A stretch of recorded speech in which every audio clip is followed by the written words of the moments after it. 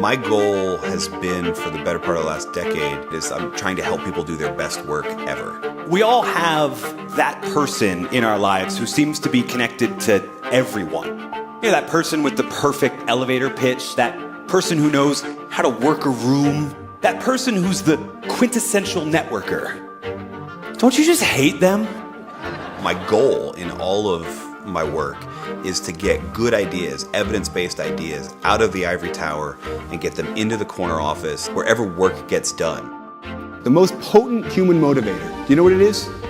It's progress.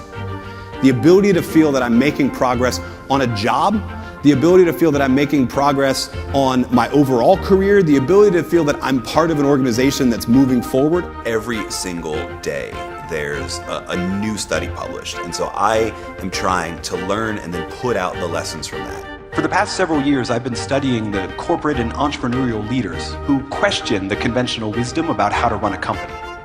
When we show up to take the stage, it's not 55 minutes that were pre-rehearsed before.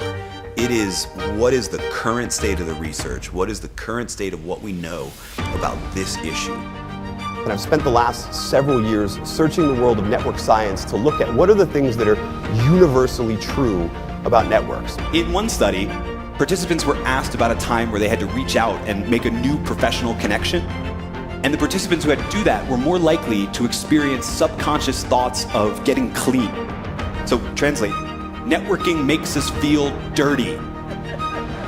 So I spent 6 years as a full-time business school professor. And the thing that I've learned to love, I call it the eyes moment. When the insight is delivered, the takeaway is there, and people just get it. The thing we forget in business school a lot, we forget that every organization is a group of humans trying to do something.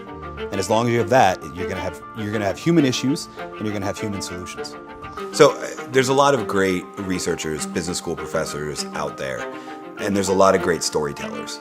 But what I think most audiences need is both. They need to understand the research. They need to understand this is what we know about how humans work. But they need an example, a story that makes it easier to remember. And then they need, and this is something I think you only get, truthfully, I got from my years working with undergrad business students.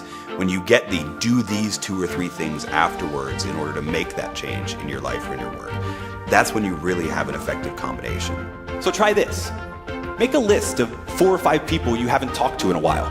Scroll all the way down to the bottom of your friend list on Facebook and reach back out to those people. You don't have to have an agenda. In fact, that's what makes it awkward. Just reach out and see where the conversation goes. You'd be amazed. My favorite thing in the world is when someone comes back to me and they say, you know, I remember the story of, and it could be the story of a person that we talked about in the talk. It could be, I remember you told me at this company and how they do things. And you know, what I know is that I chose that story because it's in line with the science, that they probably don't remember how the study was conducted. But if they remember that story and then they remember the takeaway, the behavior change, then I've done my job, and then I know the change has lasted longer than just that 60-minute keynote. Great leaders don't innovate the product, they innovate the factory. What are you going to do moving forward to innovate your own individual factories?